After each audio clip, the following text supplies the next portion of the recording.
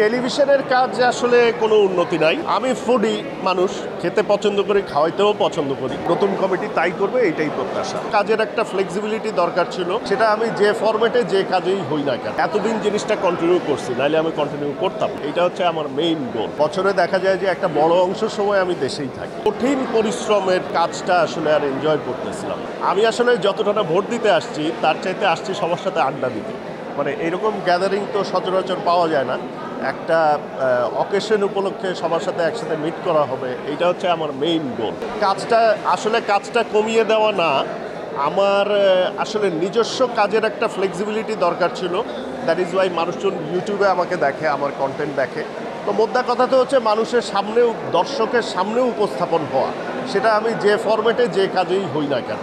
তো সেটা আমার কাছে মনে হয় যে দর্শক আমাকে কমেন্ট করে, ইন্টারাকশন করে, দর্শকের সাথে কথা হয়, এটাই আমার সবচাইতে ভালো একটা পাওনা বলতে পারি। না, আমি ওই দেশে এই ধরনের কিছু করছি না। আর আমি যে খুব বেশি দেশের বাইরে থাকি বিষয়টা তাও না। বছরে দেখা যায় যে একটা বড় অংশ সময় আমি দেশেই থাকি। সো আমার যেহেতু নিজের কন্টেন্টের শুটিং করতে হয়, সো আমাকে একটা বড় সময় এখানেই থাকতে হয়। আমি ফুডি মানুষ, খেতে পছন্দ করি, খাওয়াইতেও পছন্দ করি। সো দ্যাট ইজ ওয়াই বিভিন্ন জায়গার খাবার আমার পছন্দ হয়। আর আমার মনে হয় যে দর্শক এই জিনিসটা দেখতে ভালোবাসে। এবং আমি প্রথম যখন শুরু করছিলাম তখন থেকেই দর্শক সাথে ছিল দেখেই আমি এতদিন জিনিসটা কন্টিনিউ করছি, নাহলে আমি কন্টিনিউ করতাম।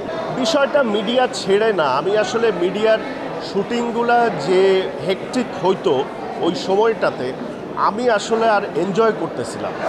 মানে এত কঠিন পরিশ্রমের কাজটা আসলে আর এনজয় করতেছিলাম না। আমি খুব একটা মিস করি না, কারণ আমি প্রতি বছর 2-3 বার বাংলাদেশে আসি এবং এক একবার আসলে 1.5 মাস, 2 মাস, 3 মাসও থাকি। সো আমি সেই অর্থে যে মিস করি সেটা খুব একটা বলা যাবে না। টেলিভিশনের কাজ আসলে কোনো উন্নতি নাই, বাট ওটিটিতে যে কাজগুলো হচ্ছে সেগুলো বেশ ভালো কোয়ালিটির কাজ হচ্ছে। ওইটা আসলে এই মুহূর্তে মনে করে বলতে পারবো না, কারণ এরকম গ্যাদারিং সিচুয়েশনে ওই জিনিসগুলো রিকল করাটাও ডিফিকাল্ট।